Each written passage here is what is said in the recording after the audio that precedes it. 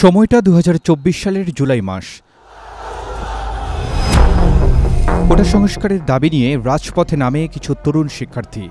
দিনে দিনে সেই আন্দোলন রূপ নেয় সরকার পতনের এক দফায়। ছাত্র জনতার অগ্নিগর্ভ আন্দোলনে দেশ ছেড়ে পালাতে বাধ্য হয় স্বৈরশাসকের দল।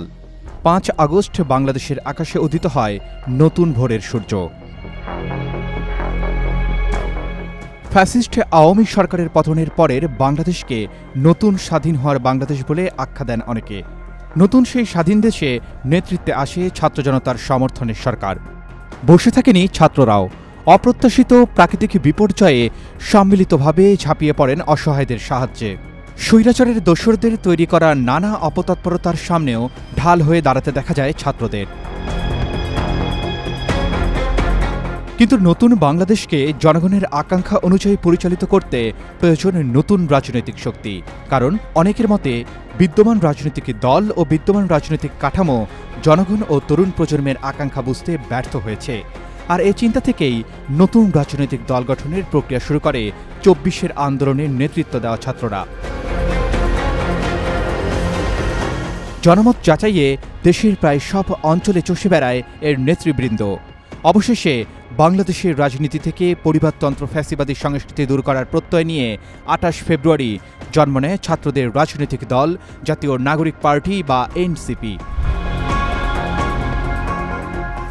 এদিন ঢাকার মানিক মিয়া এভিনিউতে বিপুল সংখ্যক মানুষ উপস্থিত ছিলেন। যদিও অনুষ্ঠানে জনসমাগম প্রত্যাশিত পরিমাণে ছিল না। অনুষ্ঠানে ঢাকার বাইরের বেশ কয়েকটি জেলা থেকেও কর্মীরা যোগ দিয়েছিলেন। চট্টগ্রাম থেকে প্রায় ৫০টি বাসে করে কর্মীরা অনুষ্ঠানে যোগ দেন।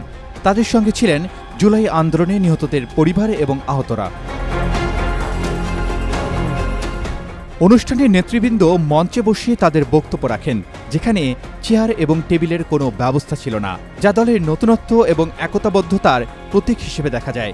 একদল তরুণ ও যুবক সমর্থকরা বলেন, পুরনো রাজনৈতিক সংস্কৃতির চর্চা দেখে তারা ক্লান্ত এবং নতুন দলটি একটি নতুন রাজনৈতিক দৃষ্টিভঙ্গি নিয়ে আসবে। এ বিষয়ে তারা আশাবাদী। এ ধরনের বক্তব্য দলটির আদর্শ এবং পরিবর্তন আনার উদ্দেশ্যকেই প্রকাশ করে। দলের আহ্বায়ক পদে আছেন নাহিদ ইসলাম, সিনিয়র যুগ্ম আহ্বায়কের 2টি পদে আছেন সামান্তা শারমিন ও আরিফুল ইসলাম আদিব।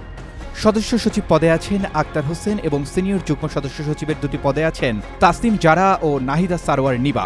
দলের মুখ্য সংগঠক পদে আছেন 3 জন, নাসিরউদ্দিন পাটোয়ারি, হাসনাত আবদুল্লাহ, সার্জিস আলম এবং যুগ্ম মুখ্য সমন্বয়ক পদে আছেন আব্দুল হান্নান মাসুদ। এনসিপির যাত্রা শুরুর দিনে দলটির আহ্বায়ক নাহিদ ইসলাম বলেন, বাংলাদেশে ভারতপন্থী বা পাকিস্তানপন্থী রাজনীতির কোনো ঠাঁই হবে না। তার বক্তব্যে বারবার উঠে এসেছে বাংলাদেশে একটি সেকেন্ড রিপাবলিক বা দ্বিতীয় প্রজাতন্ত্র প্রতিষ্ঠার বিষয়টি। ২০২৪ সালের অভ্যুত্থান সেকেন্ড রিপাবলিক প্রতিষ্ঠার লড়াই সূচনা করেছে উল্লেখ করে তিনি বলেন, একটি গণতান্ত্রিক নতুন সংবিধান প্রণয়নের মাধ্যমে আমাদেরকে সাংবিধানিক স্বৈরতন্ত্র পুনঃপ্রতিষ্ঠার সকল সম্ভাবনার অবসান ঘটাতে হবে। সেকেন্ড রিপাবলিক প্রতিষ্ঠার জন্য গণপরিষদ নির্বাচনের মাধ্যমে একটি নতুন সংবিধান প্রণয়ন আমাদের অন্যতম প্রাথমিক লক্ষ্য। সেকেন্ড রিপাবলিক কেমন হবে তার একটি উদ্দেশ্যের রূপরেখাও তুলে ধরেন নাহিদ। সেই সাথে দলটির আত্মপ্রকাশের দিন জাতীয় নাগরিক পার্টির নেতৃবৃন্দ দেশবাসীকে দিলেন নানান প্রতিশ্রুতি, শোনালেন নানা আশার বাণী, করলেন দেশকে নতুনভাবে গড়ে তোলার অঙ্গীকার। ছাত্রদের গড়া নতুন দলের উপর আস্থা রাখতে চান সাধারণ মানুষও। এতদিন ধরে বাংলাদেশে যে অপরাজনৈতিক সংস্কৃতি চালু ছিল তার থেকে মুক্ত হতে চান তারাও। পুরনোদের কাছ থেকে কিছুই না পাওয়ার বেদনা এবার ঘোচাতে চান তরুণদের মাধ্যমেই। আর এই তরুণরা নতুন রাজনৈতিক দল নিয়ে দেশের মানুষের স্বার্থ পূরণে এবার কতটা সফল হতে পারবে সেটা সময়ই বলে দেবে। Arman Ali, Daily Sun.